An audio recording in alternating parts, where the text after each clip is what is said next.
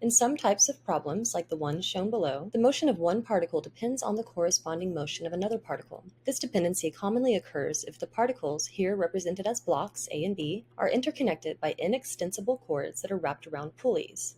So keep in mind that the cords that connect these blocks or these particles are not able to be stretched, okay? So they are inextensible, we're going to assume. So for example, in the diagram shown below, we can see that the movement of block A downward along the inclined plane will cause corresponding movement of block B up the other incline.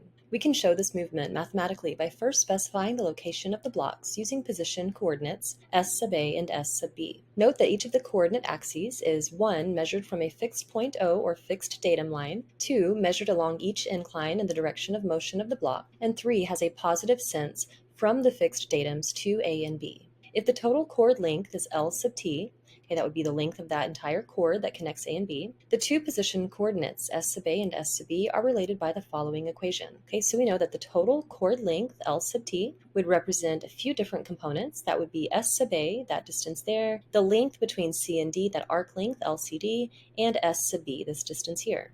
Here, L sub CD, as we mentioned, is the length of the cord passing over the arc CD, passing over the pulley there, shown in red above. Taking the time derivative of this expression and noting that L sub CD and L sub t remain constant, we have the following. So taking a time derivative throughout, okay, dividing through by dt, this L sub CD by dt and L sub t by dt go to 0 because they do not change with time. Okay, so therefore we have the following. ds sub a by dt plus ds sub b by dt equals 0.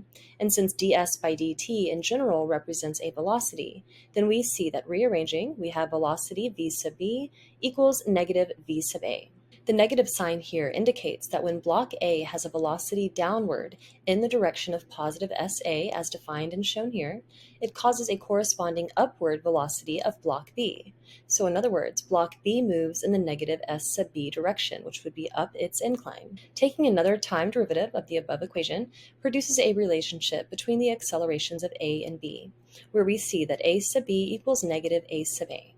A more complicated example is illustrated next. In this case, the position of block A, okay, this block here, is specified by the coordinate S sub A measured from this datum line, and the position of the end of the cord from which block B is suspended is defined by S sub B. Okay, so we have, here's a datum line here. S sub B would be this position coordinate here, from this point, the datum line, to that line there, that point in the center of that pulley from which block B is suspended. During the motion, the lengths of the red segments of the cord remain constant. So notice that we do have one continuous chord that I'm tracing here, one continuous chord. So if L represents the total length of that chord minus the segments in red, which are segments whose lengths do not change with time, then the position coordinates can be related as follows. So we have 2 S sub B plus H plus S sub A equals L. Okay, remember we are ignoring the red segments here, which means we have this length L sub B, another length L sub B, that's why we have 2 S sub B. Then we also have this length of the chord H,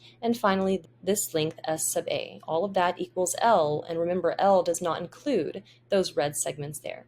Okay, so there again is that equation that we just stated. So since L and H are constant during the motion, okay, the length of the cord does not change, and the height here, H, does not change, because notice that this pulley is fixed since it's anchored here to the ceiling. This pulley is also fixed because it's anchored to the floor, so H does not change with time, and neither does L. So taking that time derivative, we get 2 V sub B equals negative V sub A, and then taking an additional time derivative, we get that 2a sub b equals negative a sub a. So therefore, we see that when block B moves downward in the direction of positive s sub b, A moves to the left, negative s sub a, with twice the velocity and acceleration of block B.